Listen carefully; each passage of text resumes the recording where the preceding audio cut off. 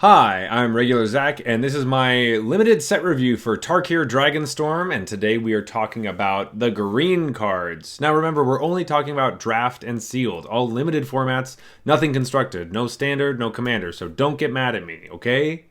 Okay. We're going to be going through the cards, common, uncommon, rare, mythic rare, and I'm going to be putting them on a scale from A to F. If you want to know more about the details of all that, it's in the description below the video. But let's get started with our card. The first one up is Snakeskin Veil. It's a single green for an instant. Put a +1/+1 counter on a target creature you control. It gains hexproof until end of turn. I love this card so much. It's a B level. It depends on the format. So this card is like a B or higher. Not an A. It's not a bomb. It's never been a bomb. But in Outlaws of Thunder Junction or any format that was more important to protect the thing that you were doing instead of killing other people's stuff, it was really, really important. So it could be huge in this format. I don't know. But having it at common will be very helpful. And you're constantly going to be worried that your opponent has this card. So with that, it's a C+, starting off there with room to grow, basically. Because, yeah, if this happens to be a format where you just need to protect your creatures, and, yeah, this will be super good. All right. Next up, we have Einok. Einok? Is that how you say that? Einok Wayfarer is 1 and a green for a 1/1 creature dog scout. When this creature enters mill 3 cards, you may put a land card from among them into your hand. If you don't put a card into your hand, you put a +1/+1 counter on this creature. Sweet. More dogs. There's lots of dogs in this set. But this is awesome. This is exactly what you want to do in your Soul Tie decks, where you want to be milling things. And if you don't happen to get the thing that you need, getting +1/+1 counter is really helpful. Then it leans into some of the Abzan stuff you're doing, or whatever else cares about +1/+1 counters. So this card seems great. This is another C+, like nice, really solid turn 2 play, even though it's just a 1/1. Really happy with it. Nice. Satyr Wayfinder looking real nice this time of year. Next up, we have Heritage Reclamation. Is 1 and a green for an instant. You can choose one.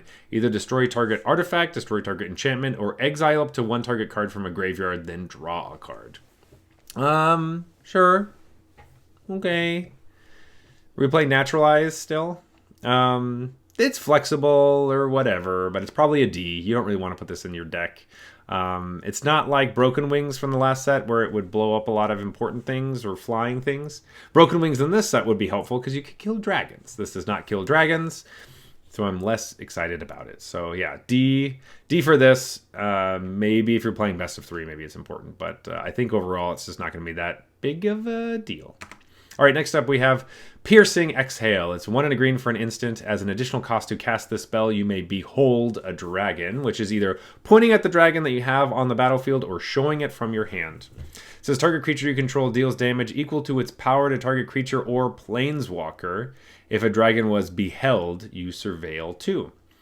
So I kind of like this, where it's just like instant speed, rabid bite, always instant speed, always rabid bite. That's great. And the upside is just like a little surveil at the end. Yeah, okay, great. So you don't need dragons for this to be good. It's already good. It's already a B-, and that's why I like this. It gets a little bit better. You get some some cherries on top if you have a dragon, but you don't need them. You don't need them. This card's awesome. B-. Probably one of the best, or if not the best, green common. Next up is Sarkhan's Resolve, which is 1 and a green for an instant. Choose one. Target creature gets +3/+3 until end of turn, or destroy target creature with flying. Here we go. This is the other part of Broken Wings I was looking for. Sweet. So this is just a combat trick or a dragon kill spell. Nice. I like that. Right? I like that. It's pretty all right. This is probably like a C-. I think I had it a little bit lower, but the fact that we are for sure just trying to like kill stuff, that's nice. I don't think it's great. It'll go around a lot, and I don't think you need to prioritize this card, but having a pump spell that sometimes just kills something, cool. I also like pump spells more than I should probably, so that could be it. All right, next up is Sultai Devotee, which is 1 and a green for a 2/1 creature. Zombie Snake Druid. It has Death Touch. And it also has the filter ability like all the devotees have, which is you can put 1 mana of any color into it and you add black, green, or blue. Activate only once each turn. This is a 2 mana 2/1 Death Touch. Yes. Yes. This card with our Piercing Exhale, so brutal. This is like a classic thing that we've been doing a lot in Magic. And of the devotees or whatever you want to call it, this is my favorite one. It's the best one. It's just a solid creature that has a nice extra ability. Like, maybe the 1 toughness in like a tokeny set will be horrible. Maybe it'll die to Twin Bolt. Maybe all those things will happen. But for the time being, just having this and then being able to fight something with it or bite something with it, fantastic. C+, not all the way to a B range, but this will be a card. Cards with Death Touch need to be answered somehow. I like them. Next card is Undergrowth Leopard. It's 1 and a green for a 2/2 creature cat. It has vigilance, and you can pay 1 and sacrifice it to destroy target artifact or enchantment. This is the card you should play. You should not play Heritage Reclamation or whatever. Play this card. It's a creature, and it does creature things, and then sometimes you get to blow something up. That's what I have to say about it. It's still like a C level card. It's not phenomenal. It's like C minus probably, but you get to blow things up sometimes. When we had this Varmint in Outlaws of Thunder Junction, this is exactly the same card. When we had that Varmint, it was pretty good. It wasn't phenomenal, but like it did what it had to do, and it was a nice 2-drop, and this will be exactly the same thing. So C level card, C. C. All right.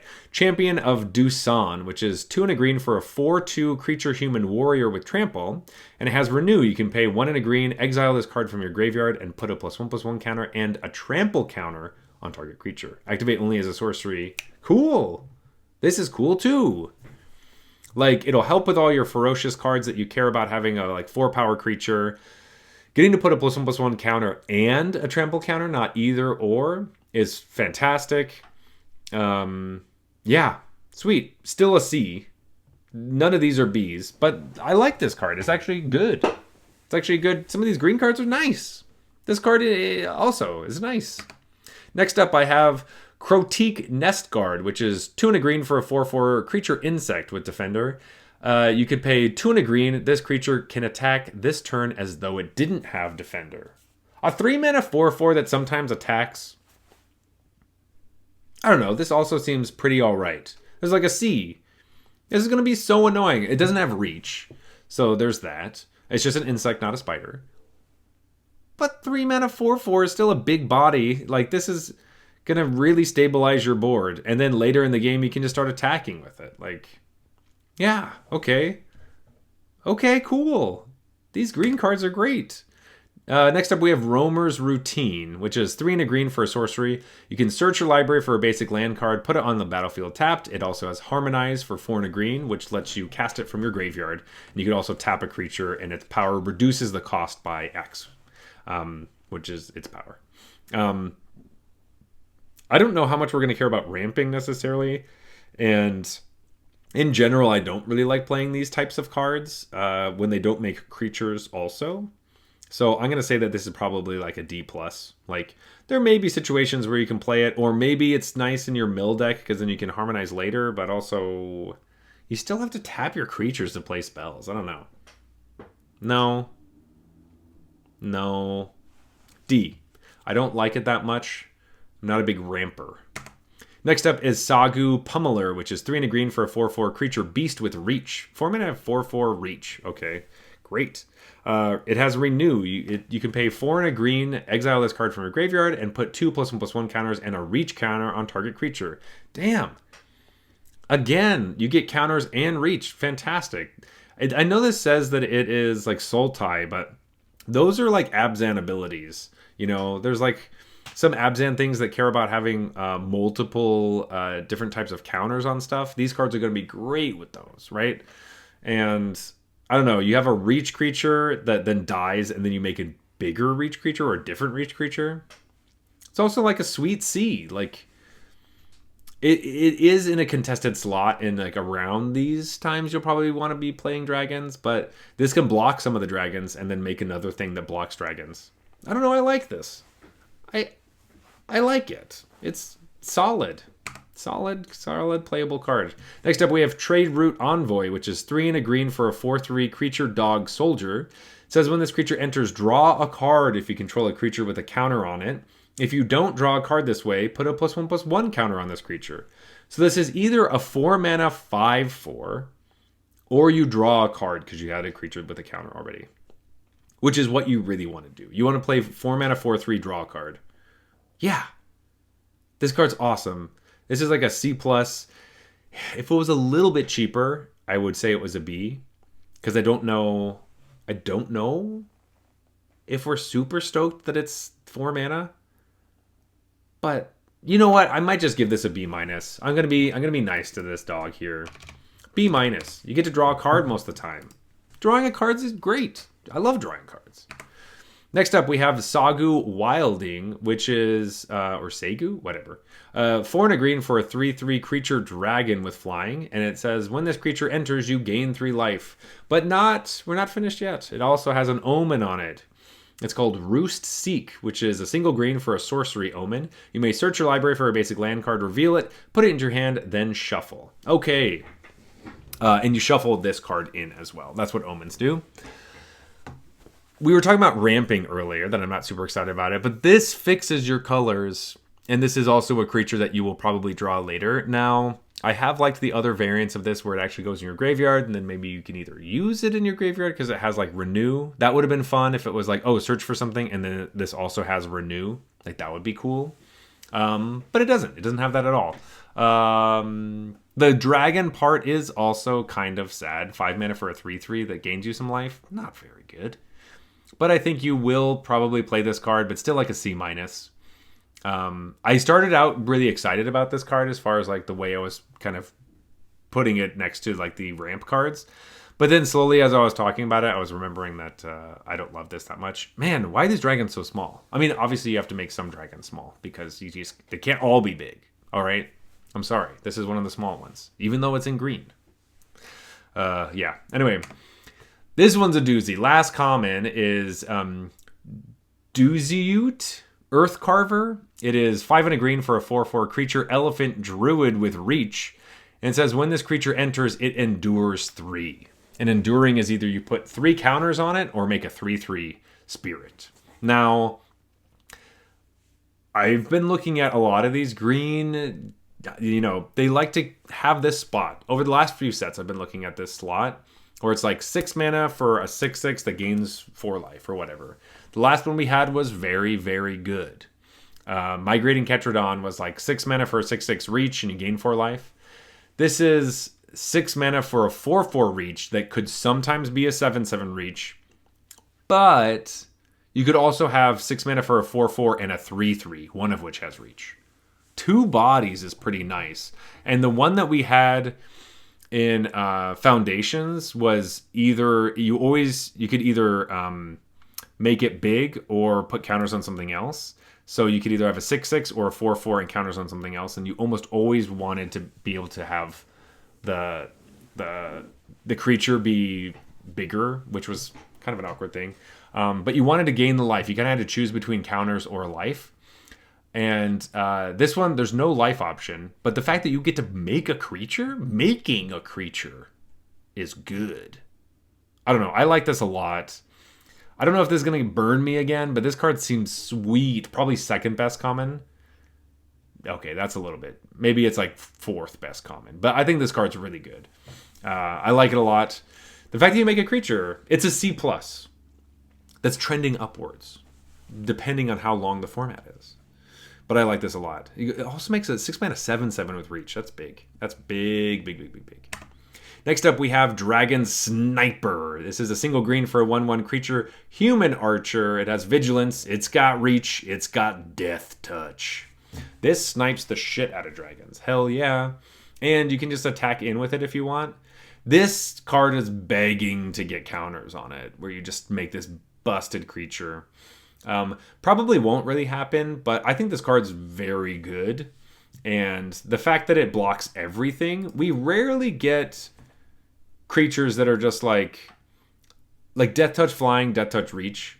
Those are really strong. You just like, you have to use a card to kill this. The one downside to this is like probably Twin Bolt or something that just like pings something off. So that probably actually, you know what? I had this at a B minus. I think I'm going to bring it down to a C plus just because it probably won't perform extremely well because of cards like Twin Bolt and some other things. So it's not great against tokens and stuff like that, which is more prominent. And we're coming off of a set with really, really strong Death Touch creatures, so I want to not go too insane that direction, which always happens, where you have like a set that you just played, and so every card now looks like it's good, depending on how good it would have been in that last format. So it's a C+, but I still like this card a lot. And it wears counters so well. So well. Next on our uncommons, we have Dragon's Brood Relic, which is 1 and a green for an artifact. Tap an untapped creature you control, add 1 mana of any color. And you can pay 3 Wooburg, so 3 white, blue, black, red, green. Sacrifice this artifact. You create a 4/4 dragon creature token named Reliquary Dragon that's all colors. It has flying, lifelink. And when this token enters, it deals 3 damage to any target. Activate only as a sorcery. Okay, 8 mana is a lot. 5 colors is a lot. This helps you make one of the colors at least. But I don't know. Flying lifelink 4/4 that lightning bolts something when it enters, that's a good payoff. That's a great payoff. So I'm happy that they're giving us the dream. I just don't know if we're going to want to do it. But this is a 3-color set, so maybe it's not so bad. I'm going to start off with this being like a D. Like, I don't think this is good. Like, D for don't play this. With the caveat that if a 5-color deck emerges, this is probably the reason why. Or one of them, at least. It's just, you know, if it was just Wooburg, it would be different. But the 3 extra mana makes it really rough. 8 mana is a lot.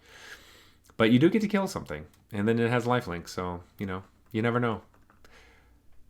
You can only do it as a sorcery as well. So that's a sad thing. But anyway, D, don't play. Next up is Formation Breaker. 1 and a green for a 2/1 creature beast. It says creatures with power less than this creature can't block it. As long as you control a creature with a counter on it, this creature gets +1/+2. So this is a 2 mana 3/3 if you have something with a counter. So anything that has like any 3-drops that put counters on stuff, like 3-drop Endure creatures, seem kind of interesting here.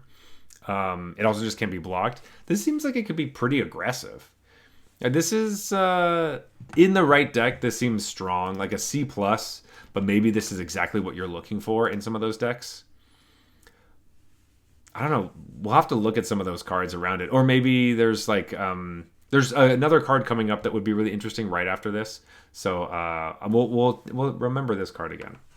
Next up is Synchronized Charge, which is 1 and a green for a sorcery. Distribute 2 +1/+1 counters among 1 or 2 target creatures you control. It says creatures you control with counters on them gain Vigilance and Trample until end of turn, and you can also Harmonize for 4 and a green. All right. So in general, I really, really don't like cards like this. They're not combat tricks because they're just sorceries. It puts 2 counters wherever you want, and then they get Trample and Vigilance for the turn. And you can do it again. But I think that this card's not really that good. And maybe there's enough counters out there where it helps pump the rest of your team as well. But 2 counters for 2 mana seems like not that exciting, and playing it again seems not that exciting. Well, honestly, playing this late seems much better, but I don't know. Maybe it's not enough to me to be a breaker. It makes the last card stronger, but I don't know. I kind of have this at like a D+, where like you'll play it sometimes, but ultimately I'm not searching for this card ever. It just might fall into my deck, but most of the time I'm hoping it's not.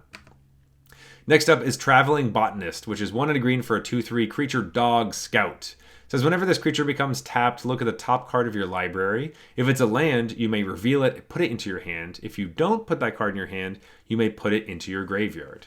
Well, a 2-mana 3/1 gets to tap and attack. That's sweet. Probably doesn't die after the first one.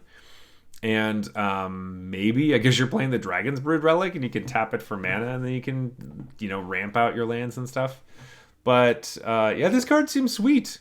This is like, this is pretty strong. You get to draw lands for sure. Which is exactly what you want, obviously. And then you have the ability of just dumping it into your yard if you want. I don't know. 2-mana 2/3s, I tend to really like them. This one kind of reminds me of the Glory Heath links from the last set, except for it doesn't have lifelink. And obviously it doesn't always do that. Blah, blah, blah, blah, blah, blah, blah. But I actually really like this card. This is like, because you get to draw cards off of this, this has the possibility of being like a B-. Like, I think that this is a good card. Also wears counters well as well. Next up is a Tuned Hunter, which is 2 and a green for a 3/3 creature human ranger with trample. It says whenever one or more cards leave your graveyard during your turn, put a +1/+1 counter on this creature. Okay. Cool. 3-mana 3/3 with trample. Sometimes you'll be able to get a counter on it. But I don't think you want to build your deck around this, and I think it's kind of like meh overall. It makes your renew cards a little bit better. But I don't want a lot of these. I don't know. It seems like not super great. It's just kind of like a filler card in some of those decks that just need something that says counter on it. And this does that. So that's it. That's what I feel. Sorry. All right. Knocked Out Maneuver. This is 2 and a green for a sorcery. Put a +1/+1 counter on target creature you control. Then it deals damage equal to its power to target creature and opponent controls. This card with the Formation Breaker from earlier. Turn 2, Formation Breaker. Turn 3, you play this, kill whatever blocker they have. You attack for 4. That's sweet. And then nothing smaller can block it. Awesome. Sick. I like this. This is a great card. It's like a B. It's a really nice thing. The only problem with this is like, all right, so it's a B- because it's a sorcery speed spell. That's really the biggest part. But you don't have to fight, so that's good. Which is very helpful. A lot of times we get like a bite spell and then a fight spell, and this gives a +1/+1 counter on it and does the whole thing. But I think oftentimes you might have a board that's like, man, if we had one +1/+1 counter, that'd be cool. And you get to do it and then kill a thing and then attack. Nice. Good. Next up is Sage of the Fang. It's 2 and a green for a 2/2 creature human druid. It says when this creature enters, put a +1/+1 counter on target creature. Okay, so it's basically like a 3-mana 3/3. It also has Renew. You can pay 3 and a green, exile this card from your graveyard, put a +1/+1 counter on target creature, then double the number of +1/+1 counters on that creature. Activate only as a sorcery. Okay. Now, I know the word double seems really exciting, but ultimately, I think you kind of want to spread out your counters and not just make one big thing. You know? I think that you're probably not going to have that many counters to double. It might be like, oh, it has 2, so now it has 4. So this could be fun and awesome, but ultimately I think this is just like a C, maybe trending to C+. But it's a C. I don't think we're so stoked on that. It could. Yeah, sorry. Doubling sounds exciting, but it's usually not as nearly as exciting as you want it to be. Next up is Encroaching Dragonstorm. It's 3 and a green for an enchantment. When this enchantment enters, search your library for up to 2 basic land cards. Put them onto the battlefield tapped, then shuffle. And whenever a dragon you control enters, return this enchantment to its owner's hand. So this is another Dragonstorm enchantment. There's one of every color. This one ramps you for 4 mana. I don't like it very much. It's like a C- to a D. I just think that I don't really like the 4 mana ramp spells that then, like, you get 2 lands, that's nice or whatever, but you have to take off a whole turn to do it. By the time you play a dragon, do you really want to pick this up and play it again? At that point, you're just pulling lands out of your deck, which I guess is fine. But this is like the one I want to pick up the least of all of them. So I don't like it very much. I'm going to say D. Sorry. Man, these Dragonstorms, I'm like really hot and cold, man. Really hot and cold.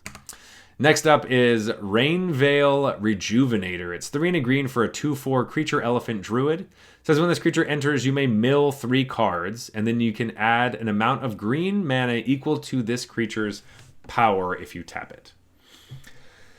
4 mana, 2/4 mill, taps for 2. Are you putting counters on this to ramp a lot? I don't know. This is kind of an awkward card. It doesn't fix your colors, which I think is big. Like, it doesn't tap for different types of colors. Even if it's just like you get to a tap for one color, but you get a bunch of it. Or usually I guess they do this usually where it's like you get a bunch of mana, but it's only green. This is like a C- to like a D. I don't really... you know what? I'm going to say this is a D. I don't like this card very much. I don't know. Is it just me? Am I just really the one who just doesn't like ramping, apparently? Anytime there's a ramp card, I'm like, no, hell no. No ramp cards. But I just think it's a little bit late for this effect. I would like this on a 2-drop. 4-drop, not so much. Next up, we have Rite of Renewal. It is 3 and a green for a sorcery. Return up to 2 target permanent cards from your graveyard to your hand. Target player shuffles up to 4 target cards from their graveyard into their library. Exile Rite of Renewal. All right, so this will do a thing. It's kind of expensive for the thing that it's doing. But you get 2 permanent cards, so it could be anything. This does help you get lands back if you happen to accidentally mill your White Splash or whatever. And it helps you when you're in big mill situations to put some cards back in your deck, which is very important, and being able to redraw some of your stuff. They don't have to be permanent cards that go back in your library either. So you can only draw the permanents, but you can put like whatever murders or something back into your deck. With all that being said, I still think this is probably just like a C- or D. I think I'll probably just say... I'm going to say it's a C- because having that effect of shuffling things back might come in handy. But you probably don't want it that much. I don't think it's very good. I'm not going to be... This is another card that's going to be like the push at the end of the pack where I'm like, okay, cool, great. You know what I mean? Like, it's fine. All right. Next up, we have Inspirited Vanguard. It's 4 and a green for a 3/2 creature human soldier. It says whenever this creature enters or attacks, it endures 2. Yeah, buddy, let's go. Okay, this card seems nice. I like this. I love repeated endure. Honestly, I love it. I love it. This feels like a mini Titan, right? So it's a 5 mana 3/2, but really what you should do is this should come down. It's a 5 mana 5/4. Then you get to attack, and depending on what your opponent's board looks like, you either get to make it bigger or start making tokens. I think that's what you want to do. This card seems awesome. B. This is a B level card. This is a 5-drop I want to be playing. Mini Titan? Vanguard Titan? Hell yeah. Hell yeah. This is sweet. Super sweet. All right, moving on to the rares. We have Herd Heirloom, which is 1 and a green for an artifact. You can tap it to add 1 mana of any color. Spend this mana only to cast creature spells. And then you can tap it, and it says, until end of turn, target creature you control with power 4 or greater gains trample, and whenever this creature deals combat damage to a player, draw a card. Okay. This is a nice little mana rock here that helps you in the late game by like making you draw cards and giving your creatures trample and killing your opponent and doing all that as long as they're big enough. But I like that it's like, this is 2 mana. It's fixing your colors only for creature spells, but that's fine. That's all you really care about anyway. Yeah, this is like a C+. Like, there's nothing crazy, but the added draw card at the end of the thing, like, that's pretty sweet. Also, you can wait and do it until like in the middle of combat. It's not at sorcery speed, so you like attack with your things, and then all of a sudden you're like, okay, this one gets trample, depending on how they block. That's sick. Yeah, that's good. I like that. Might even be better than a C+, but we're gonna keep it at the C+ for now. Next up, we have Nature's Rhythm, which is X green for a sorcery. Search your library for a creature card with mana value X or less, put it onto the battlefield, then shuffle. And it also has Harmonize X green. All right. So in general, no, I don't really want to play the cards like this. So I'm going to say that this is just a D off the bat. I'm going to say this is a D because I want you to know that I think that in general you should play cards like this. However, it does tutor it right onto the battlefield, which is a big gain, but you still have to pay for it, and you have to pay 2 extra for the convenience. The harmonized cost is insane. You're never going to really be able to do that. Like, what are you going to get? For 6 mana, you get a 2/2? I guess you can tap your creatures and just pay 4 mana, but it has all be green? It has to all be green? This just doesn't really look like it's a card that we want to be playing.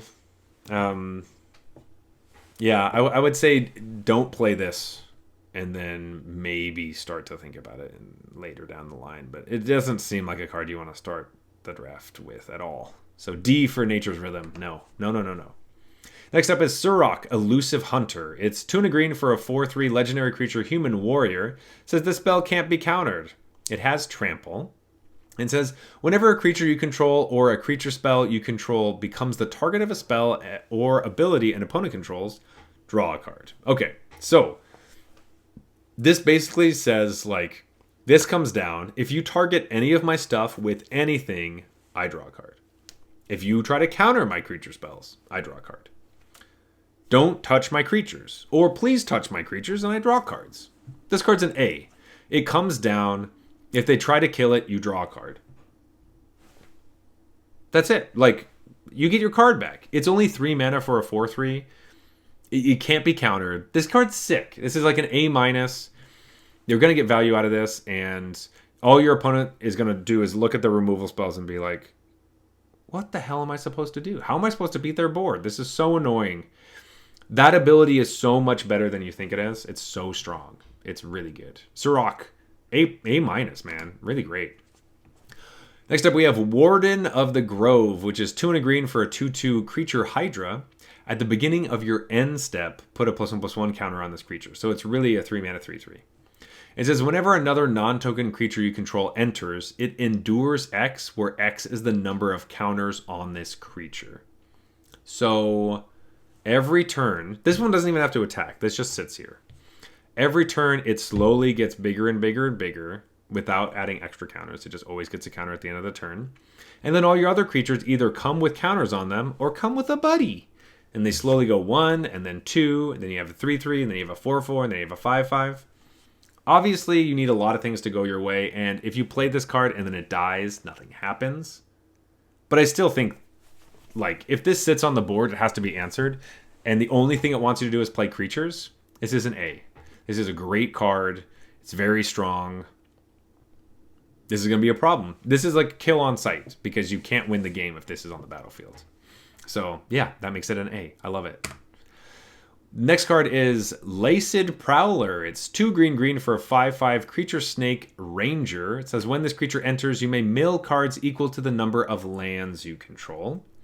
It also has Renew, which is 1 and a green. Exile this card from your graveyard. Put X +1/+1 counters on target creature, where X is the number of land cards in your graveyard. Activate only as a sorcery.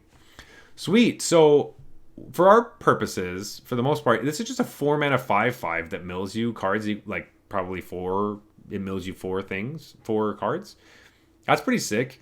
A little scary towards the end of the game, though, I will say, that you're like, ooh, I hope that I don't mill myself out. But it mills a lot, and it's huge. A 4 mana 5/5 is nice.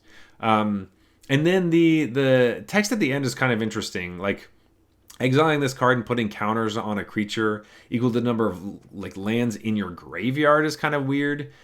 But if you're milling and stuff or discarding lands in different ways, like, that will be kind of cool. I still think this is like a B. I think you do want to be in like a deck that mills. Otherwise, this card could be kind of a liability or just not really do everything that you want. So it does ask something of you.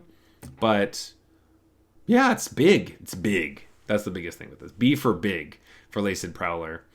Interested to see some of the fun stuff you can do with this, or to watch my opponent mill themselves out with this card. It will be fun too, so we'll see. Next up, we have Bloom Vine Regent, which is 3 green for a 4/5 creature dragon with flying. It says whenever this creature or another dragon you control enters, you gain 3 life. Okay, so 5 mana 4/5. I do like that. and it gains you 3 life, and then whenever other dragons enter, you gain 3 life. Sure. That's nice. It also has an omen on it. So it has the omen Claim Territory, which is 2 and a green for a sorcery omen. Search your library for up to 2 basic land cards, reveal them, put 1 onto the battlefield tapped and the other into your hand, and then shuffle. And then you also shuffle this card into your deck. This is another one of those weird, like, am I ramping to play this card, but then I have to put this card back in my deck kind of thing? I don't really know. And I kind of want this out on the battlefield, so then when I play other dragons, I gain life. It seems like 3 mana is so close to 5 that I'm like, well, it's so just, right there. But I like this. I still think this is like a really strong card. It's probably just a B+. Like, the flexibility is really nice. It does need to be answered because it's a 4/5 in the air. But... And it also helps you like stabilize a bit. So all those things are great. Green will need big flying blockers. They never get big flying blockers. So this is kind of cool to see. And getting that life is going to be nice. But I don't know if this is like an A level card. But B+ for sure. Really strong. But you know what is an A level card? Craterhoof Behemoth. It's back, baby. 5 green for a 5/5 creature beast with haste. It says when this creature enters, creatures you control gain trample and get +X until end of turn, where X is the number of creatures you control. Endure decks are going to love this card. The reason I didn't give it an A+ is just because green is kind of hard. Like, it is 8 mana.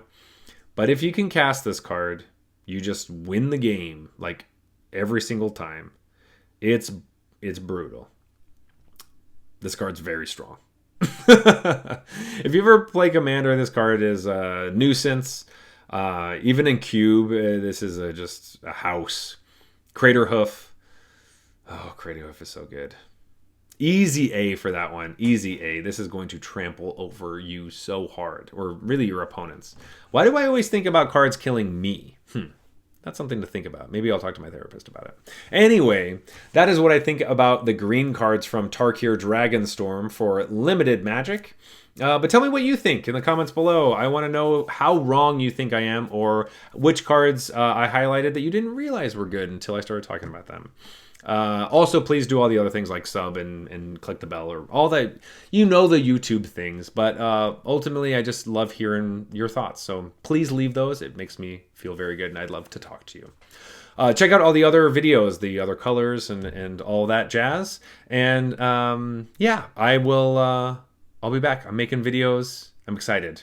Anyway, stay tuned for all the new content, and I will see you later. Bye.